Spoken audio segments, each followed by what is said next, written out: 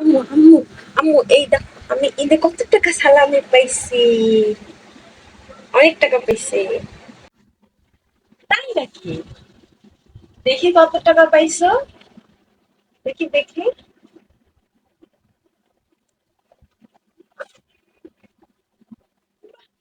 অনেক টাকা পাইছো তুমি। হুম, এত টাকা কি দিবা সালামি? হুম, পাশের বাড়ি গেছিলি? আঙ্কেলে সালাম করছিস? ওই টাকা দিছে? গেছিলাম তো।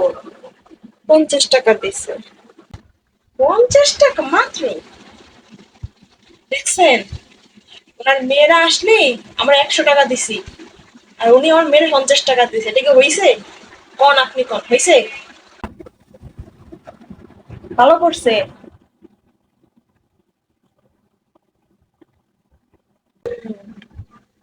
কিপটা জানো মা, টাকা দিতে চায় না।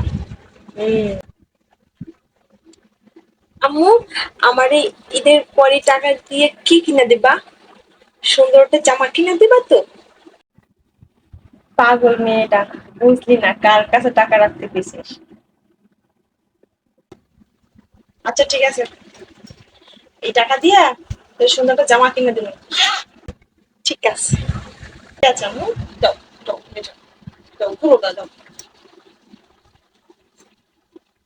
আচ্ছা আম্মু, আমি এখন যাই।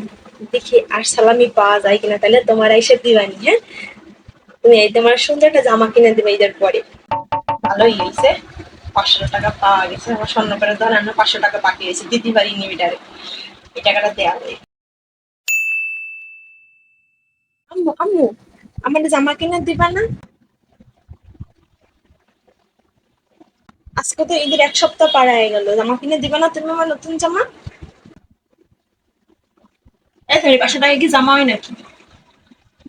সামনের বার ঈদে সালামি পাবি না নে? ওই একসাথে মিলাই তারপর কিনে দেবো না। তুমি এতদিন পর আমাকে কি করতেছো? 500 টাকা জামা হয় না? না না, আমি সামনের বার জামা কিনুম না, আমার এবার জামা কিনা দেয়া লাগবো। আমি আব্বু হলে কইয়া দেবো তুমি আমার টাকা লয়ে গেছো, আমার আর জামা কিনে দেওয়া নাই। যা তোর আব্বু তোর বিচার দেখে যা। আব্বুর ভাই ডাকিতে সামনে।